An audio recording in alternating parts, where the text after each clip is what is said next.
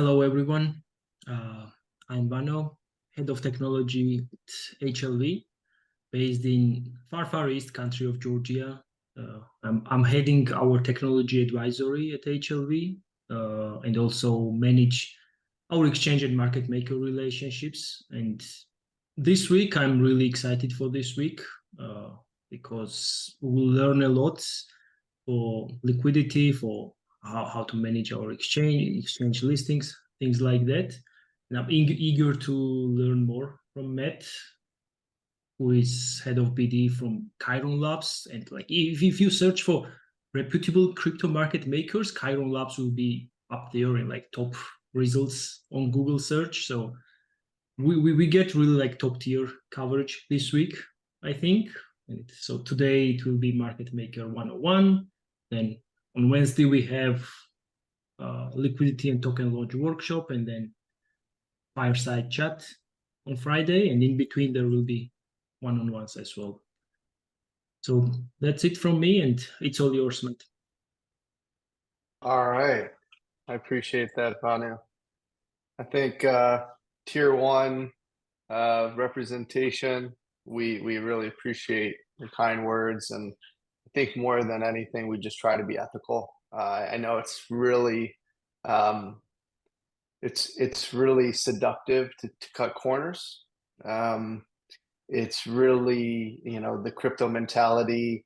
I think it's not crypto specific, but we've gotten definitely that sort of rap of being, get quick, rich quick, or just that 100x.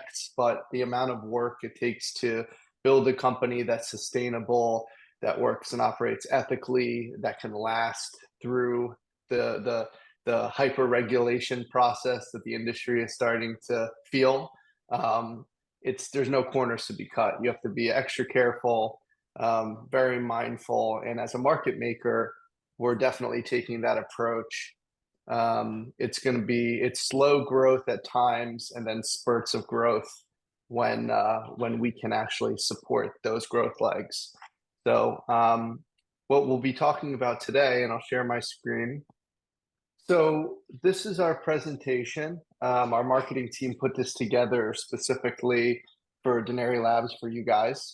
So basically, the hope here today is that you're better prepared to know what market making is and what the effect and impact can be on your token economy once you're live trading.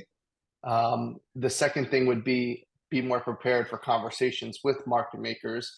A more educated team is a better prepared team to go into the market and work with counterparties that are going to have a huge amount of financial responsibility to their token economy and how the asset performs on the market, and the liquidity that supports the token so that people can move seamlessly through the markets.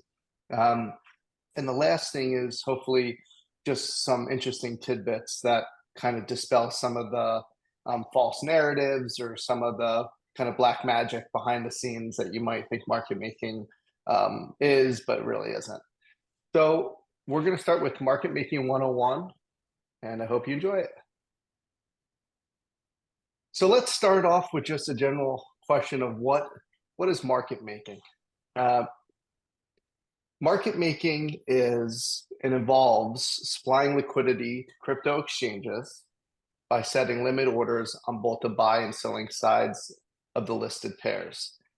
So limit orders, to be more, to break that down a little bit, those are static orders that sit on the order book. The order book is where people buy and sell from. That's what's being presented to them on the buy side and the sell side of the order book.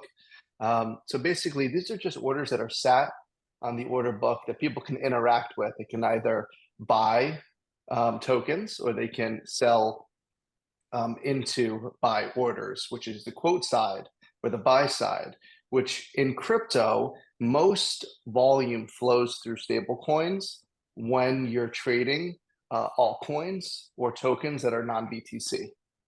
So just keep that in mind. Back when I started in the industry, there really wasn't any USDT pairs. There were stable coins in the market, but they didn't have the impact that they have today on daily trading volume.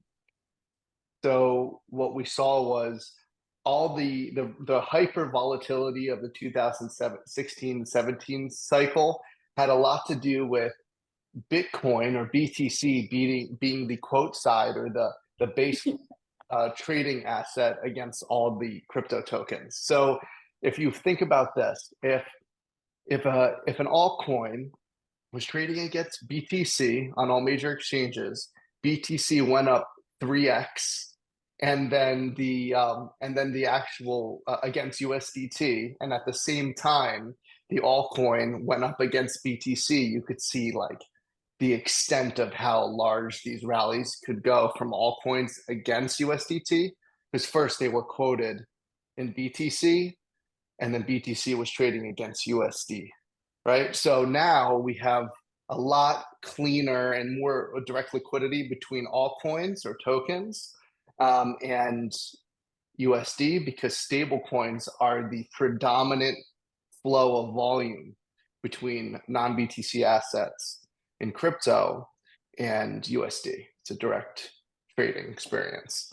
So what market making is providing those sell orders that sit limit, like they sit static on the sell side and the buy side, right? And just making sure that those orders are constantly being refreshed and updated and requoted over and over in a high on a high time frame, just so as the market moves and demand shifts across markets on a single market, that the quoting of the price of the token is updated constantly in line with market expectations. So that's what market making is, just a facilitation of buying and selling through limit ordering. Market making versus wash trading. Some people believe that they're one and the same in crypto. They are not. Wash trading is the creation of volume with specific trading strategies. When people wash trade, or it could be, let's say a market maker wash trades, essentially what's happening is a single entity is placing a buy and sell order to themselves inside the spread. Okay, the spread is the lowest sell and the highest buy. It's that percentage distance in between. And what they're doing is they're operating in between that spread. So they're never actually interacting with a market maker or another market participant's limit orders, because it's always inside. But by facilitating those fake self trades, they are running up the daily active volume, which shows it falsely counts on exchanges as daily trading volume, even though there's no substantive impact that it creates for a token's liquidity. And it also creates market disturbances. It falsely shows market traction and gives, I think, the wrong sort of data to the token issuer, because you should know whether or not the token has traction based on the merits of what you're creating, the actual market cycle, the strength of the exchange that you're listed on, rather than having this this volume, this false inflation. So that's the wash trading. Market makers, we serve as intermediaries, ensuring assets are easily accessible for others to purchase and sell. So while wash trading is fake trading, market making actually does help facilitate organic volume and can increase real volume. The reason being is the more orders, those limit orders that are sat in the order book that are competitive, meaning they create a tight spread, the distance between that lowest sell and the highest buy.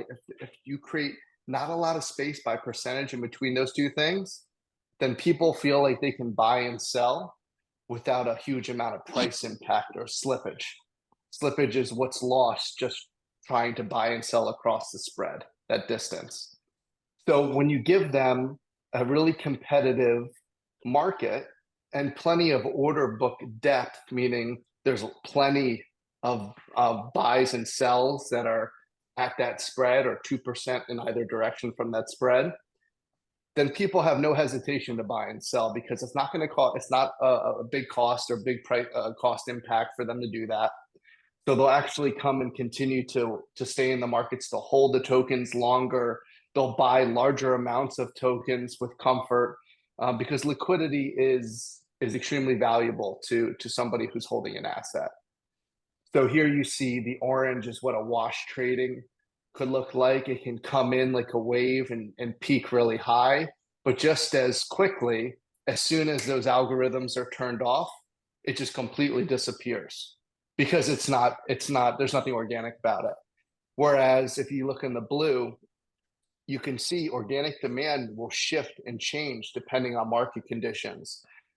Things that happen within your token economy, like new announcements, utilities, partnerships, whatever the case may be, but it's sustainable and it lasts longer. It can't just be turned on and off. Why do token issuers need market makers, or why do markets need market makers?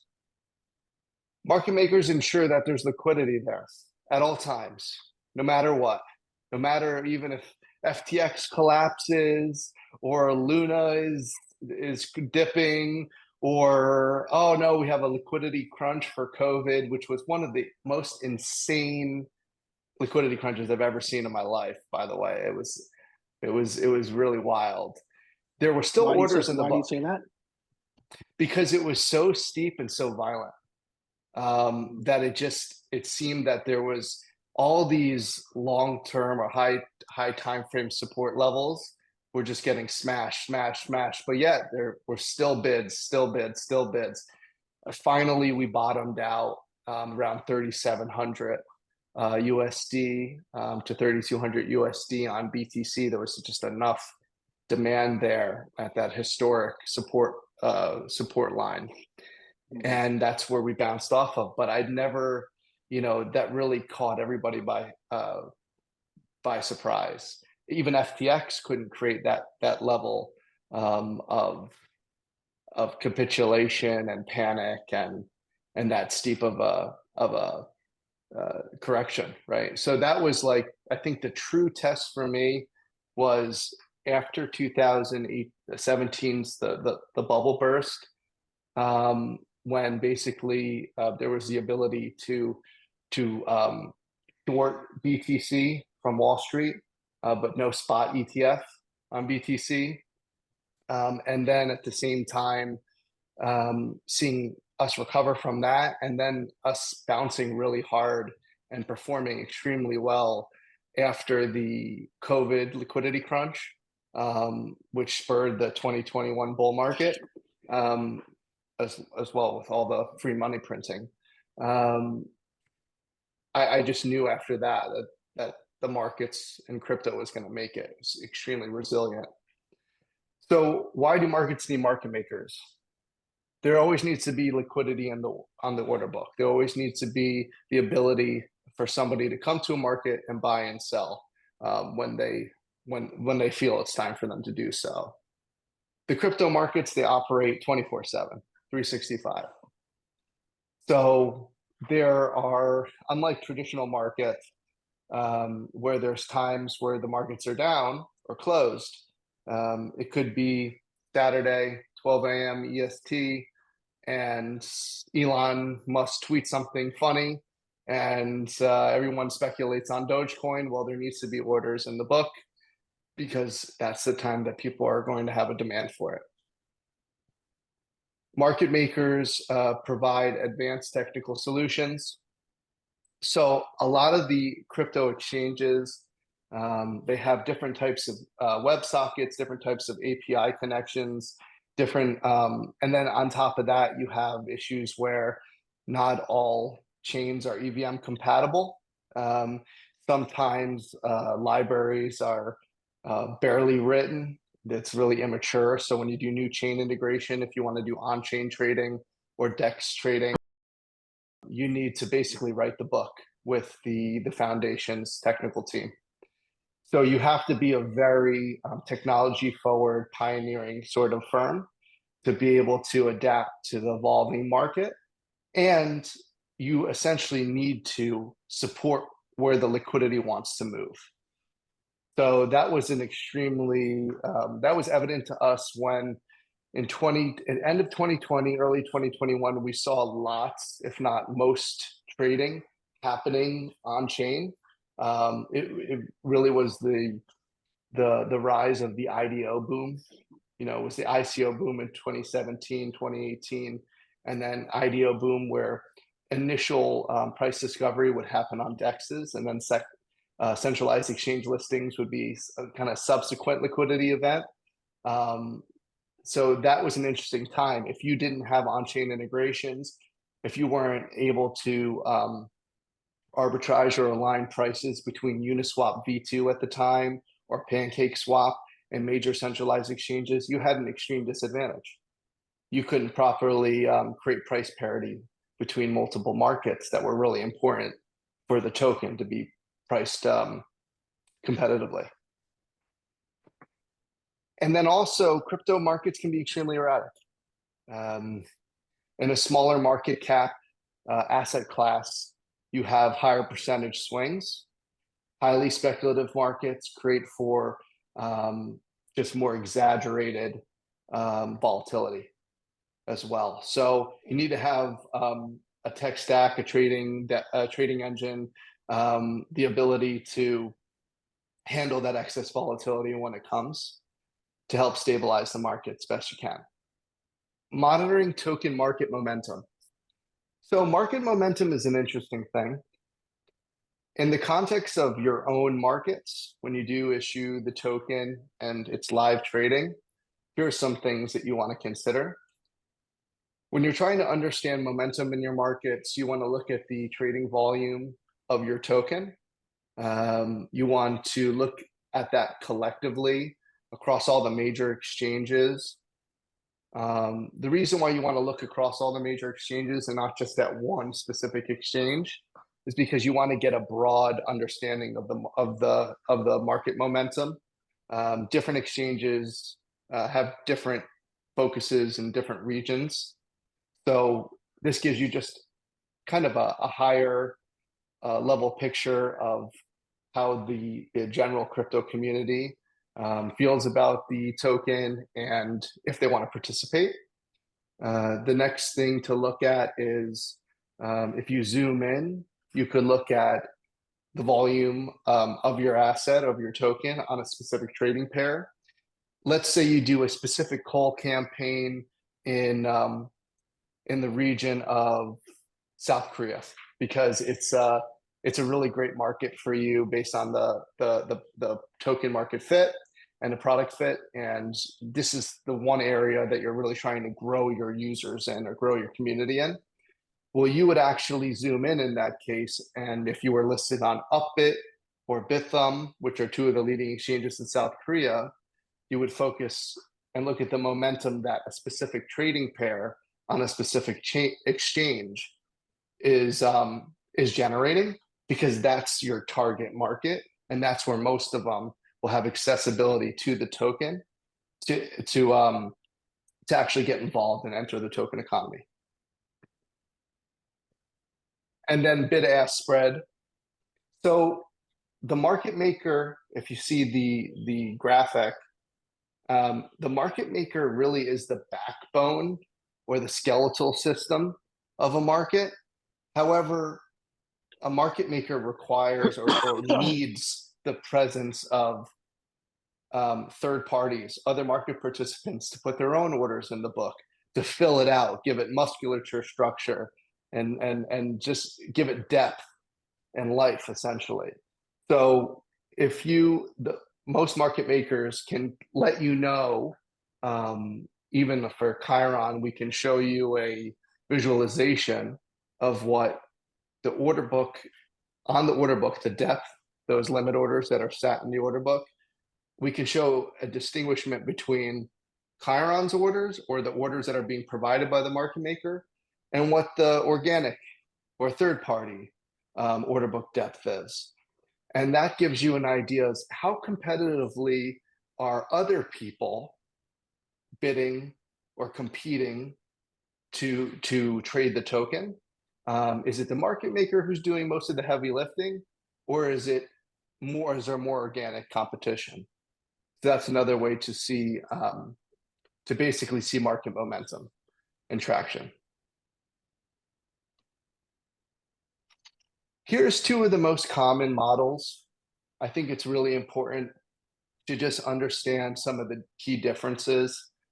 You should go into any conversation with the market maker really clear-eyed and some confidence behind you.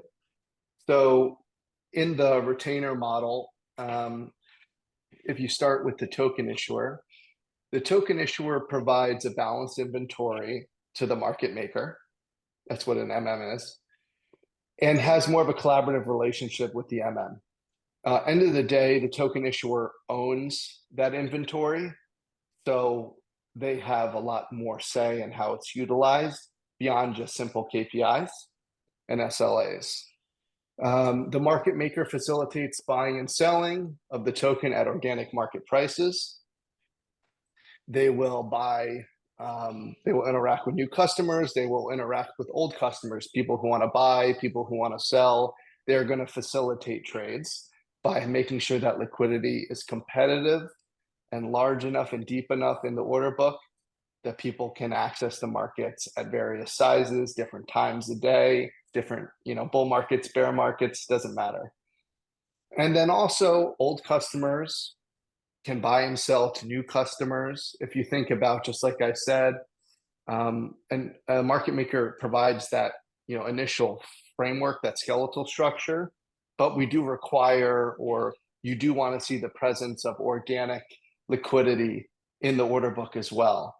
So a market maker doesn't need to be involved with every single financial transaction and facilitate every single trade in the market. It's just a large counterparty that assists with that. It would be even better if the market maker did less than 10% of those daily transactions. And most of the volume and most of the trades were facilitated between third parties. That would show an extremely liquid asset. And eventually that's the graduation that a market maker wants to see for its clients or the projects they work with. In this model, the market maker shares profits, and the profits come from USD generated over time. On the loan option model, which is I'd say became really popular over the last, say from 2020 onward, it really took a hold. Some really large entities like GSR and some really large institutions made it possible with the deep amounts of capital that they brought into the market. And this is it's a different relationship. The market maker is supposed to act the same exact way, end of the day, facilitate the same amounts, the same types of trades, be the same counterparty to both buyers and sellers, and provide a fair market. It's just that the token issuer in this case loans tokens to the market maker rather than provides a balanced inventory, which would be both sides of the book. In this case, they loan just the tokens over to the market maker. And they don't really have any control over those tokens because it's under a loan. The market maker, however, has certain KPIs that they need to report against under the loan agreement. And then the market maker would keep all the profits because they're providing their own USDT or their own stable coins to make the other side of the market. And they wouldn't share those profits back with the token issuer or the lender in this case. So everything's got an upside, advantages and disadvantages. You have to be fair to all models. It's important just to know where the money is made. Market makers are not charities. They need to make revenue in order to operate. So you just need to understand where it comes from. And therefore you can be clear-eyed and align yourself or shield yourself the best possible way.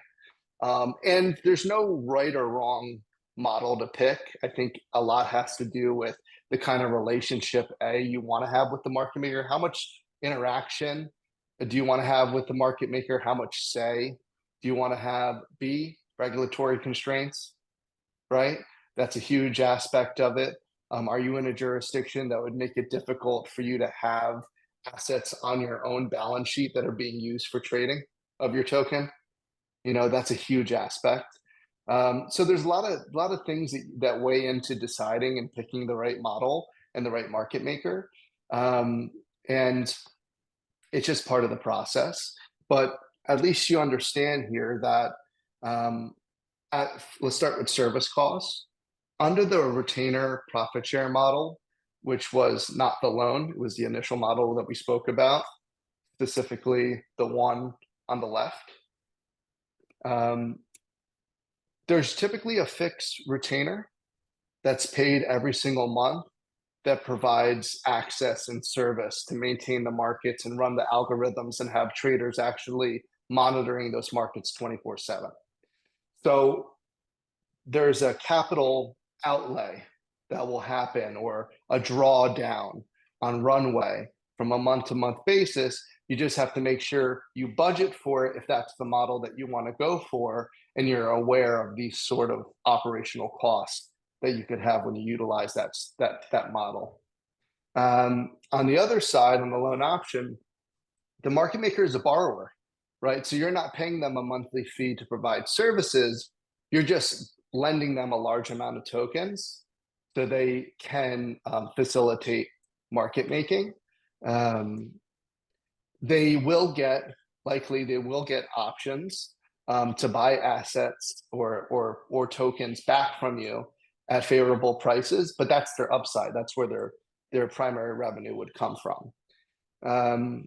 User benefit, it's a predictable cost structure. You know exactly how it works every single month, what the fixed cost is going to be. There's an alignment of interest under that model. Yeah, go ahead, Vincent. Curious, like, how long do these agreements usually last for? And when and if an agreement ends, like, do you have to resupply tokens to the next market maker? Yeah. So it's a great question. The retainer profit share model, I think most usual, you'll see 3 months, 6 months, 12-month terms. But you'll even see month to month. Just understand that in that model, you're granting all the trading inventory over. So if you wanted to stop services, or if you were coming to the end of a contract, they usually have month to month or extension clauses if you opt to not cancel. So basically, you'll just roll into a contract extension if you're happy, rather than it renewing. It would be on you to kind of, if you were going to migrate to a new market maker in that model, you would sort of need to say, okay, listen, I got 30 days left with this market maker. I need to set the other one up and then make sure that they have some inventory so that when market maker A cuts their APIs, there's orders in the book for market maker B. It's not that hard of a process. I think the transition can be pretty smooth as long as both market makers are being professional. On the loan model, usual terms are 12 months, 18 months, 24 months. So that'll be the length of the loan. Along the way, along that term, there are maturation dates or repayment dates. So a percentage of that loan would be repaid every time you hit one of those maturation dates. And each loan has to have some interest associated to it to make it a legal loan, right? It's not a gift. So there would be settlement points for a portion of those loans tokens along the way. And then usually a market maker under that model will have a discussion, some like after, before the end of the loan, maybe like the maturation date before the last one, which would be the final repayment date.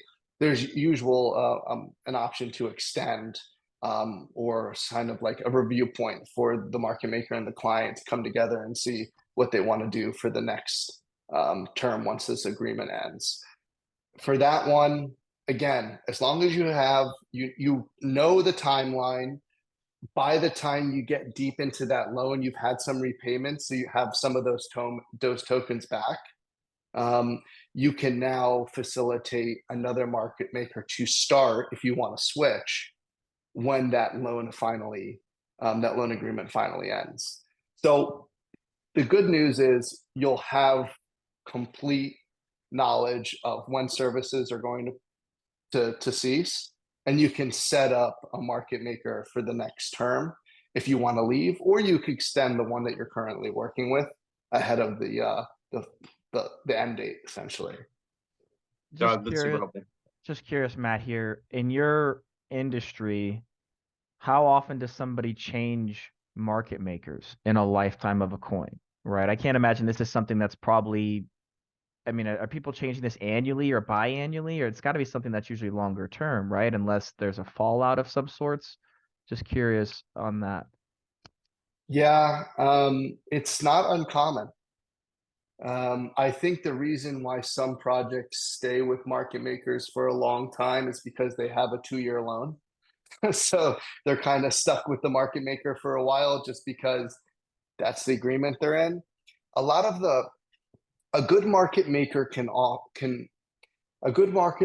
offer short term, but have a long lasting client.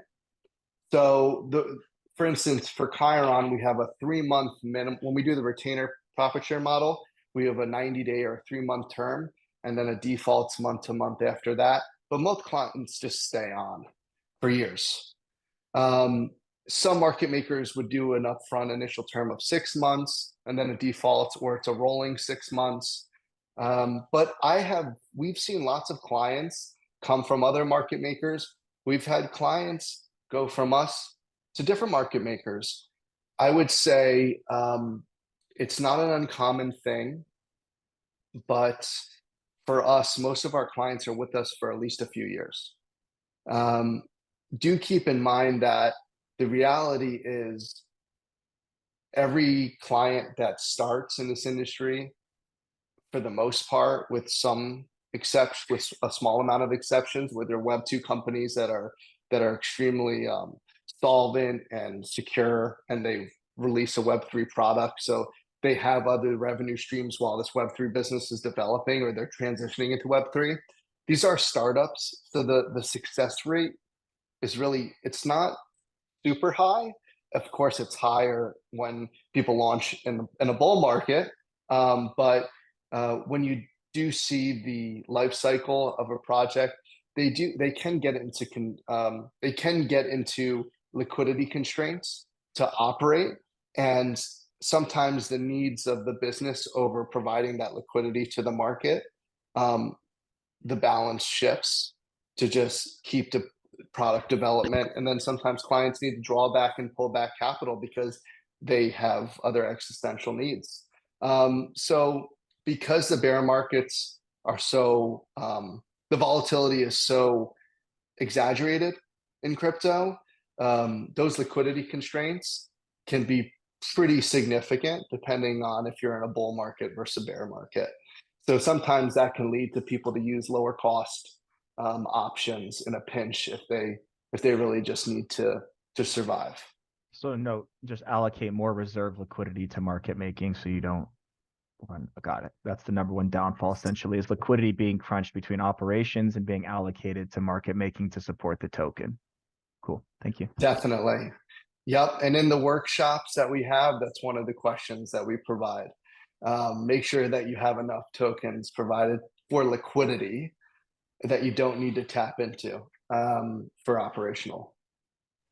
So on the user benefit side, just to say, predictable cost structure, you have alignment of interest because there's a profit share component back to the token issuer through the market maker as profits are generated. On the loan option, listen, it provides immediate liquidity to the token issuer's token market without them needing to inject working capital or USD into the market. Just keep in mind that your token that you're issuing, that you are building your whole entire economy around, it should be as important to you as money. It should be as important to you as any asset. This is your primary treasury asset. This is what is going to fuel your product or your suite of products or your protocol. So look at it as such. Don't just give it out freely. Make sure you are really tight on utilization of your tokens, of your coins, just like as you would as USD reserves. That would be a takeaway there. The inherent risk behind both models. If the profit share on the retainer profit share model, if the profit share is substantial, there might be an incentive for the market maker to take larger risks to maximize profits. So this is where it comes to really having an open dialogue with your market maker. Let them know, hey, listen, if you feel like you want to be extremely risk averse, where they should be doing just really what the market is demanding of them, being market neutral, then they really should just be providing that liquidity in the order books. They shouldn't be getting out of balance too significantly. What that means is that balance between tokens that they have in the inventory and USDT, it should never swing too significantly to one side or the other. They should always have a relatively balanced inventory so they can keep quoting buy orders and sell orders all the time, right? And not run out of one of the assets. So you have to make sure that the market maker is ethical, has risk management methodologies, and is well practiced and has a good reputation. On the other side, on the loan option model, if the market maker doesn't manage borrowed funds well, or the asset's value drops significantly, it can lead to a substantial loss. So this market maker, they need to provide liquidity at all times.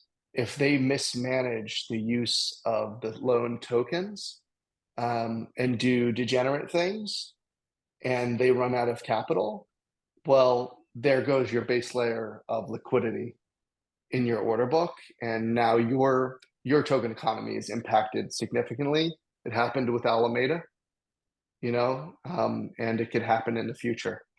Go ahead, Vincent. What's like generally a good amount of tokens to loan to a market maker or to use in the profit share agreement? Like I've seen anywhere from 1% to 3% of tokens, and like you said, this is these are your ecosystem assets. Like you should, mind who you're giving the tokens to and how much you're giving tokens to. So how do you determine, especially for like some of the earlier projects, like what percent of tokens you would charge potential client, and how should even the teams be thinking about that allocation as well? Yeah, great question. Under the loan agreement, across all the market makers, because you could also employ multiple market makers at one time to create some redundancy and kind of spread out your risk profile, which is not a bad idea, to maybe have one on the retainer profit share model while you have one on the loan option model, just to get some redundancy. I think on the loan option model specifically, I've seen 1% to 5% across all market makers. I would say you want as little as possible to be out in the market. You want the tightest amount of float, especially outside of your own control. And you want extremely strict KPIs and SLAs, and some pretty specific transparency or reporting mechanisms in there so that you can true up the reported data. On the retainer profit share, there tends to be a lot of flexibility here. So I think the way we would look at it at Kairon is I wouldn't be asking a client to provision the same amount of market making inventory in the middle of a bull market than I would in December of 2022, shortly after the FTX crash. because the actual organic demand and the amount of the amount of capital, free capital flowing through the markets is so drastically different that you can do with a lot less market making inventory during a bear market than you would need for a bull market. So over allocating market making inventory at that time doesn't seem necessary, because remember, you are putting that capital on exchanges, and there's third party risk associated with just holding capital there. So maybe you have it broken down in your own tokenomics. Hey, this is for market making, but it doesn't mean it needs to be sat on exchanges unless there's good use to be made of that capital, because there is third party risk. So I remember we were just saying, Eric, make sure that you try not to commingle market making inventory and operational inventory in terms of USD reserves or token reserves. But it doesn't mean all that market making reserves need to be sat on exchanges at one given time. They can be re-upped or topped up, those accounts, as the market kind of demands, rather than and when the market doesn't demand that, they can be withdrawn and put to cold storage for safekeeping.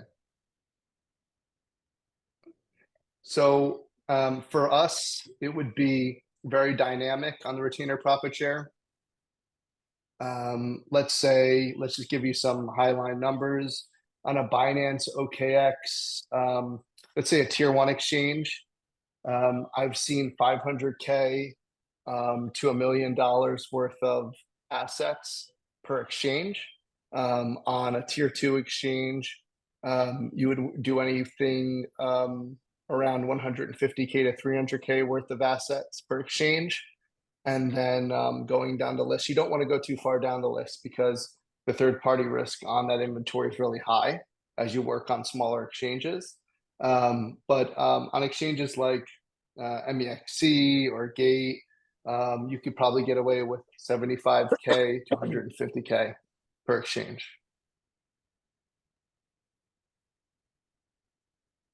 Can you run that back for me again? You're saying 75K to 150K. Yeah. So when you add up the amount of tokens and the amount of USDT that you allocate per exchange, it'd be, added together, it'd be 75K worth of assets to 150K worth of assets. That would be like MEXC Gate level exchange. And then when you maybe go up to KuCoin, Bybit, and that sort of liquidity pool, you would want to go 150K to 300K. And then when you hit like an OKX, a Binance, or a tier 1 global exchange, just by demand, I'm not saying tier 1 based on product, but just based on liquidity, you would look at 500K to $1 million worth of assets.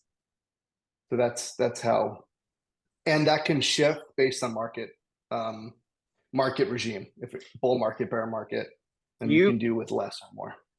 Would you recommend engaging with the market maker before token launch or after token launch?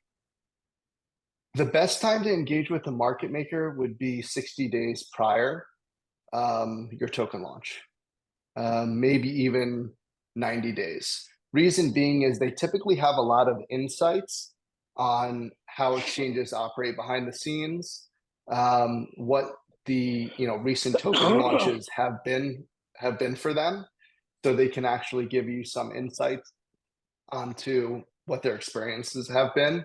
And they might be able to help optimize the allocation of the inventory for market making, depending on which exchanges you're lined up for. Maybe even help with the actual listing process if they want to pull some favors. So don't be afraid to try to get them to do so, and do engage with them earlier on than later, because you'll get more access to their knowledge and their network that way. I think that makes sense. That I would agree with that. It's kind of the same thing with exchanges, right? You'd rather list a token on an exchange before, like on day 1 of your launch, rather than after. It's very hard to get a token listed after it's been out. Just there are a lot more data points for them to poke holes through, and it's a little bit harder. Cool. It's true. Maybe one more question. would you, so, and this might be a tough question for you to answer, but like, could a market maker engagement supplement like a liquidity pool and a DEX, or would you need both in order to have healthy token price and liquidity? So we are in Web3. There are some people who would rather work on and only deal with AMMs on DEXs. I prefer to operate on DEXs myself. I inherently don't, being a market maker, I don't really trust everybody. So basically, and it's super convenient, right? Just connect my MetaMask wallet and like immediately access. So I think you have to have a blend. It's extremely important to be able to have accessibility to your token through DEXs and SEXs. It's sort of like a duty of a Web3 project to provide liquidity in the native language, would be DEXs or AMMs, and in more accessible and widely used centralized exchanges. So I think it's a complement. I think they complement each other, but both are extremely important when you look at the like overall liquidity profile of a token. What you will need is you will need to have a market maker that has the capabilities to align the prices on centralized exchanges and your primary DEX pools, because price discovery and volatility can happen async, and you need to be able to keep the markets competitive, even if it's a DEX versus SEX. And then from the earnings side, where does the money come from? The money comes from the retainers for the market maker on the retainer profit share, and then from profits being shared from USD being generated in the market making inventory over time. And then on the loan option model, it's earned between the spread of the borrowing rates and the returns from trading activities. If they have options and they benefit from favorable price differences when exercising those options. What that means is if they have an option to buy tokens at X price, and the current market price at the time they can exercise that option is X plus 10, then they get to buy the token here. The current market rate is up here, and then the difference, and then their profit opportunity or revenue opportunity is the arbitrage between those two prices, right? What it means practically is they're going to be selling tokens. So keep that in mind.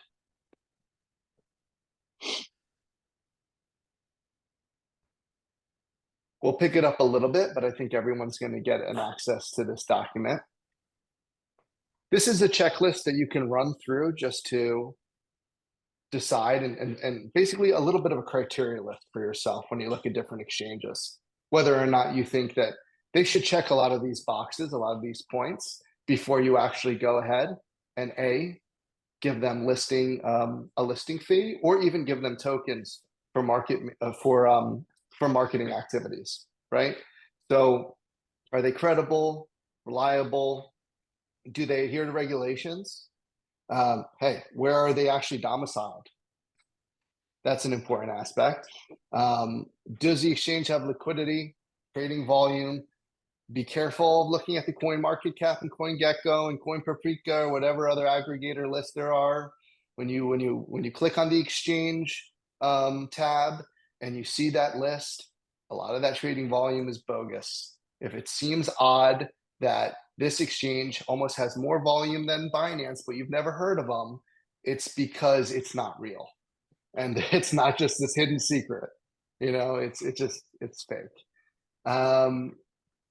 Regional presence and user demographics. If you're looking to grow in South Korea, you should be looking at Upbit or Bithumb. You shouldn't be looking at a South American exchange. Criteria for token listing. What are the listing fees? What are their demands? Are they forcing you to create fake volume? Are they looking for you to maintain certain price KPIs? Those are things that are kind of dangerous and that I would recommend you steering away from altogether. They should just be a place where you list and the market decides what happens with the token, not them, right?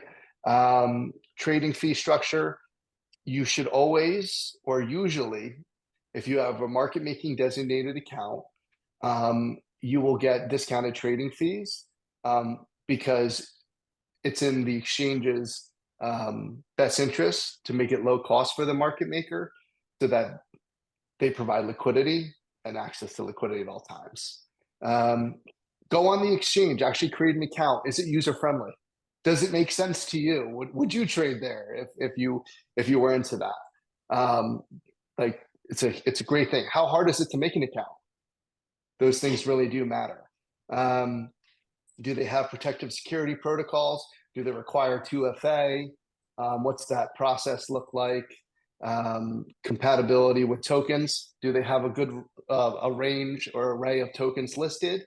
Do you think people will go there? Are the offerings compelling enough to get people to make an exchange account there instead of another exchange? Do they have good customer service? Try it out. Create a problem for yourself. See if they respond to you. That's extremely important, I think. So choosing the right market maker. Here's some really important points. Review the order books of their existing market making clients. Do some referrals. Check into the order books of the market of some of the tokens that they say that they're servicing. Do they have a good reach? Are they 24/7 market making assistance compatible? Do they have people in all major time zones?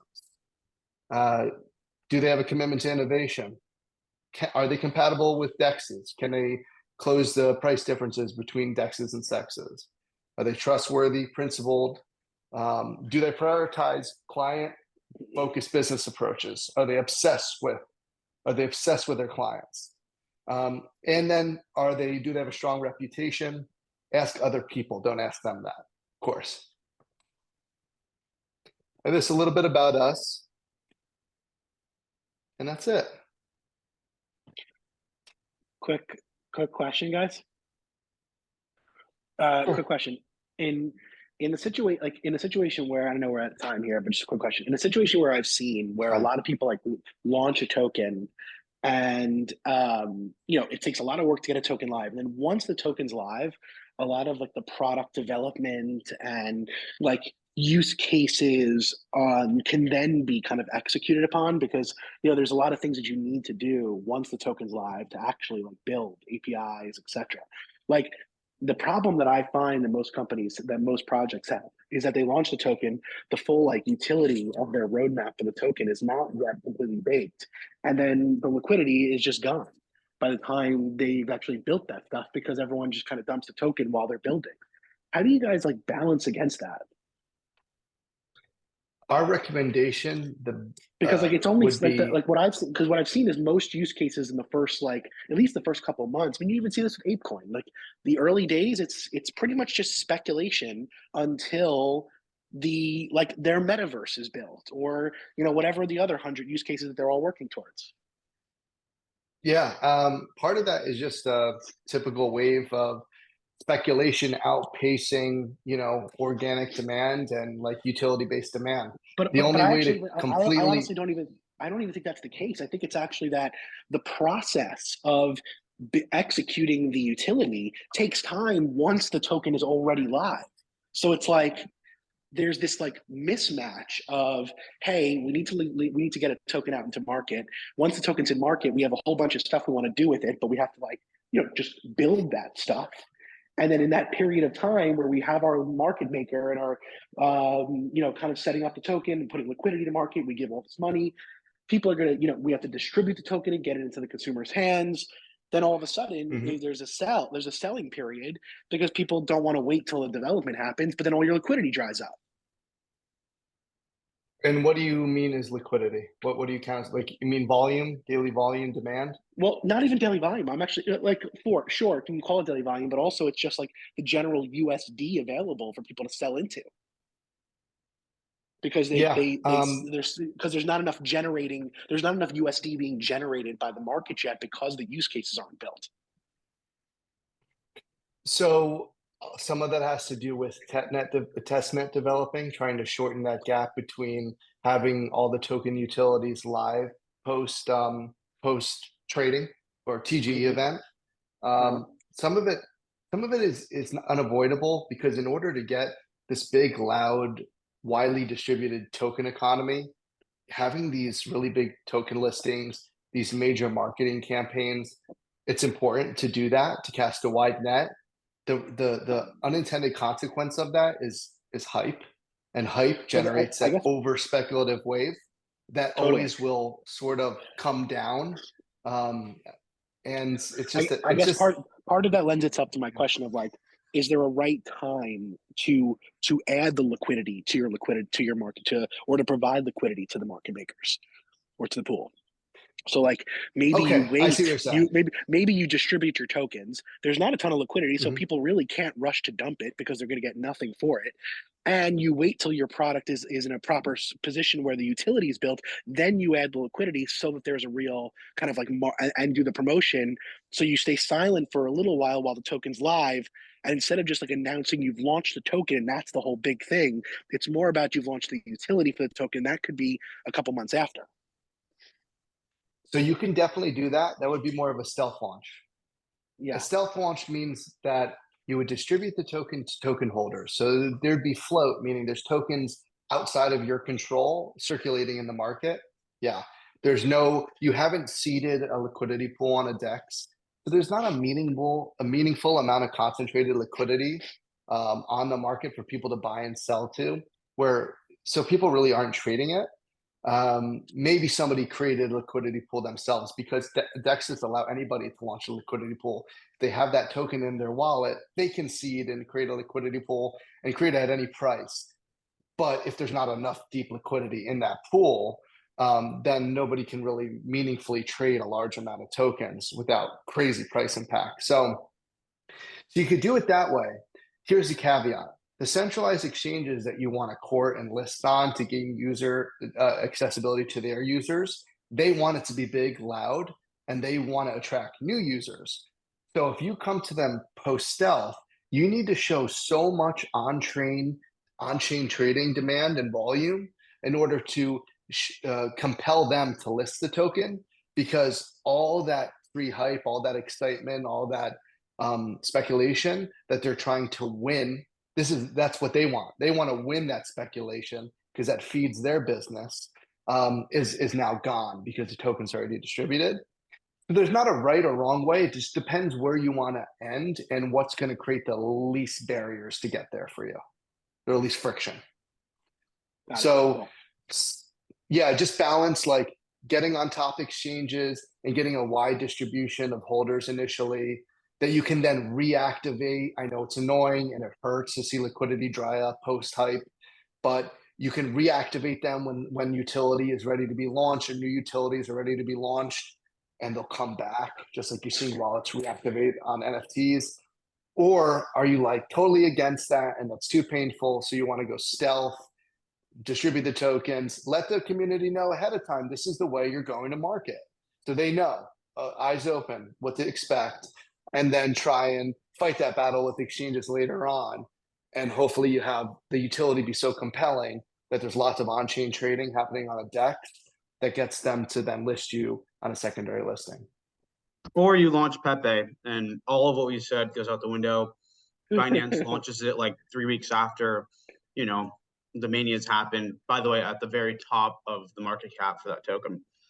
Just so interesting in crypto, right? Like we try to practice what we preach, but like you mentioned earlier, right? People want the fast by 1000x, right? And yeah, because isn't it like I think it's interesting to bring up the meme coins because those are a very unique like subsect, and they don't follow the similar tokenomic models.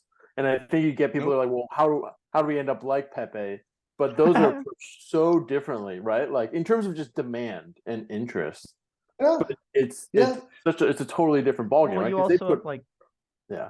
I mean, you also have like coins like Bitcoin which, you know, is doing massive volume in some of these coins where they're, you know, they did launch, and because of their pure volume, they eventually work their way up to major exchanges, or they're like on the roll bits of stuff. And there's coins that have proven that they don't really need sexes because their trader is completely fine trading on Uniswap or banana, so it's interesting to see it like both ways too.